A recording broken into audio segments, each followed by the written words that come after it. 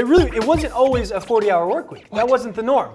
No, the Fair Labor Standards Act of 1938 was when it was first introduced, that the maximum hours that was normal for a person to put in was 44 hours, I believe. What? Yeah, until then, until 1938, it was normal to do this 6-day principle on a regular basis. Are you trying to say that the Pilgrims who started this country and that they did this in more than 44 hours a week? They didn't just work the 44 hours and say, I'm done, I'm going on break? It was FDR that introduced it. He was the one that said, hey, great idea.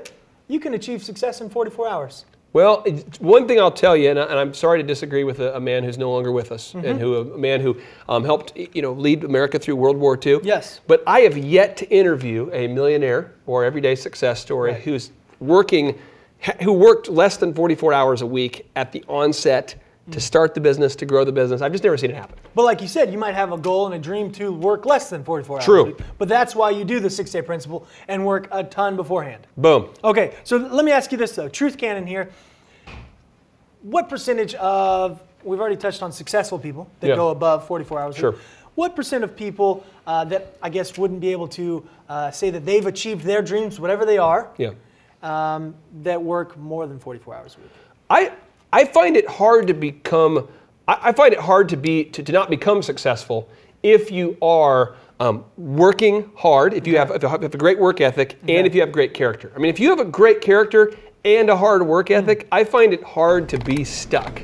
Now, if you work hard and you just do what you're supposed to do, then you won't get noticed. But if you work hard and go over and above, then you'll get noticed pretty quickly if you have character and a good work ethic.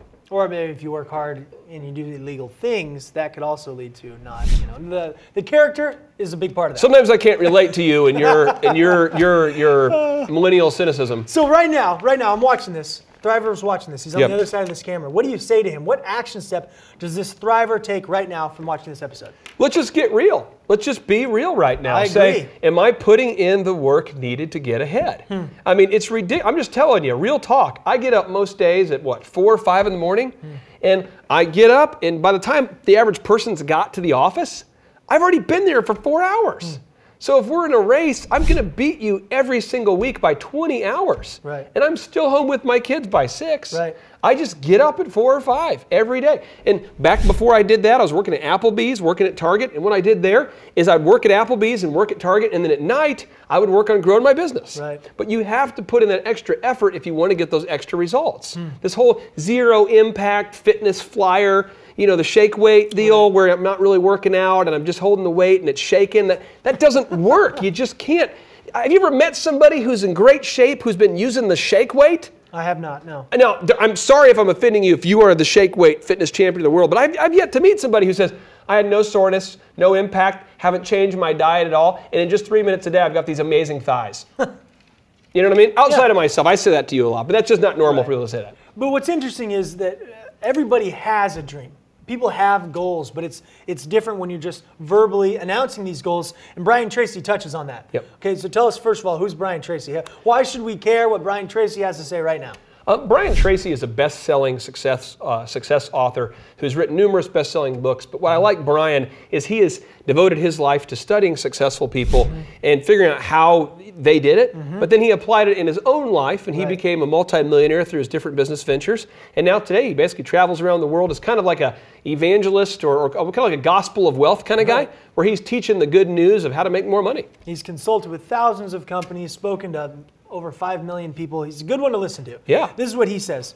All successful people, men and women, are big dreamers. They imagine what their future could be, ideal in every respect, and then they work every day towards their distant vision, that goal or purpose.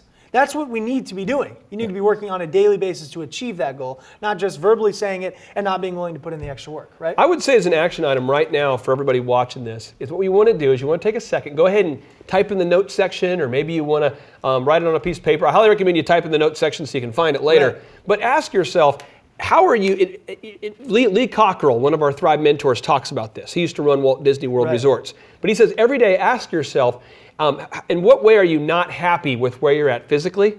In what way are you not happy with the way you're at, where you're at in your relationships, in your finances, in your career? Ask yourself right now, in what way am I not satisfied? Okay. And then make sure you're putting forth the effort needed to get the results you want in those areas. Because usually we're just not putting in the effort needed to get ahead and to have success in those given areas.